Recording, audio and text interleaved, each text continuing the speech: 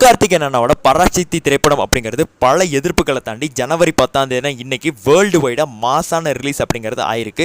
இந்த ஒரு திரைப்படத்தோட ஓவர்சீஸ் ரிலீஸ் அப்படிங்கிறது நம்ம இந்தியன் டைம் பண்ணி இன்னைக்கு காலைல 6 மணிக்கு ரிலீஸ் ஆயிருக்கு. ஸோ இந்த ஒரு திரைப்படத்தோட டைட்டில் கார்டு எப்படி இருக்குது அப்படின்னு சொல்லி ஓவர்சீஸில் படம் பார்த்துட்டு இருக்கக்கூடிய நம்ம நண்பர்கள் நமக்கு அப்டேட் அப்படிங்கிறது வந்து கொடுத்துருக்காங்க. ஸோ அங்கே எந்த மணிக்கு இந்த ஒரு டைட்டில் கார்டுக்கு ஃபேன்ஸ்ட ரெஸ்பான்ஸ் கிடைச்சது, அவங்களுக்கு என்ன மணிக்கு ஃபீல் ஆச்சு அப்படிங்கிறத இந்த வீடியோவில் வந்து நம்ம வந்து பேச போகிறோம், எந்த ஒரு ஸ்பாய்லரும் இல்லாமல். ஸோ சிவகார்த்திகேயனோட 25வது படம் அப்படிங்கிறது அந்த ஒரு டைட்டில் கார்டை பார்க்கும்போதே தெரியுது.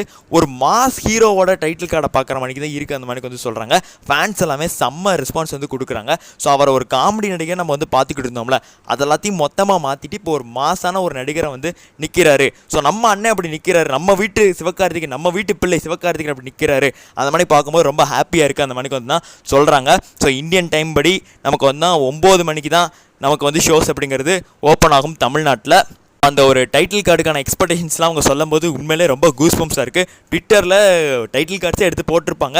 பட் நான் வந்துட்டு பார்க்கல, அவங்க சொன்ன இன்ஃபர்மேஷனை உங்களுக்கு ஷேர் பண்ணணும், அவ்வளோதான் நம்மளோட நோக்கம். நான் அதை வந்துட்டு பார்க்கல. ஸோ ஃபுல்லாக தேட்டரில் போய் பார்க்கணும், அதெல்லாம் ஸ்பாயிலர் இருக்கக்கூடாது. ஸோ அது எப்படி இருக்குது அப்படிங்கிறத நம்ம தெரிஞ்சுக்கிற தப்பு இல்லை. ஆனால் இன்னும் ஹைப்படாக நான் வந்து தேட்டருக்கு போகிறேன். ஸோ நீங்களும் பயங்கர ஹைப்போட போங்க, செம்மையான ஒரு திரைப்படம் நமக்கு வந்து காத்திருக்குது. ஸோ அடுத்து சிவகார்த்திகேயனோட இன்ட்ரோ எப்படி இருந்தது அதை பற்றி நம்ம வந்து பேசலாம்.